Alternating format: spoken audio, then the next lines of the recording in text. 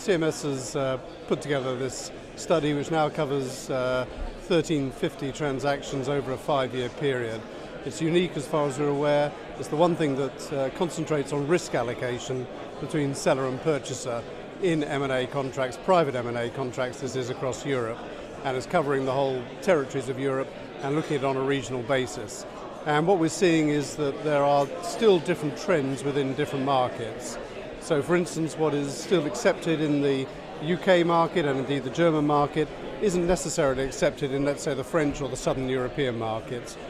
We also analysed the differences between the US market through the ABA study and the study that we've done through the CMS deal study. As far as the conclusions this year are concerned, we've seen a return, in fact, to sellers' risk acceptance in relation to the market.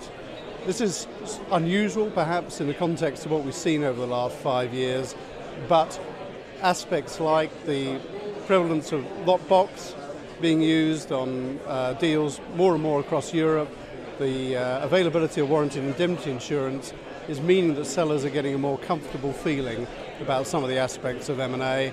And a lot of the issues like liability caps seem to be coming down, limitation periods seem to be returning to a sort of 18 to 24 month period, whereas they'd gone up a couple of years ago, immediately after the crisis.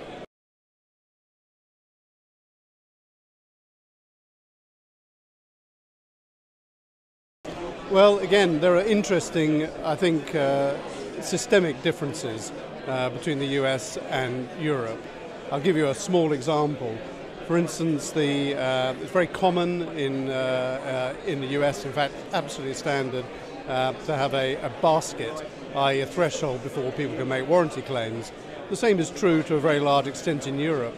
The difference is there's a different basis of recovery. In the US, typically it's on excess only, so once you get over a certain amount, you can only claim for the excess, whereas in Europe it tends to be the full amount once you get over the basket amount. That's one difference. Another difference is that MAC clauses, material adverse change clauses, absolutely part of the furniture in the US, much less so in Europe.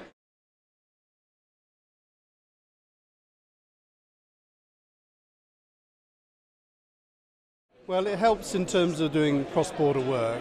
For a start, it informs on the mindset, for instance, of a US client when there's a European client on the other side. So to the extent that the US may come in with one belief, a Spanish buyer or an English buyer will come in with a different belief, and if you're acting on the other side, it's pretty useful to know what the mindset of your opponent is going to be in this respect. Sometimes, of course, if it favours us, we adapt to the US mindset. Sometimes if it doesn't, then we can draw attention to the way things are done in our part of the world if it's a European M&A deal.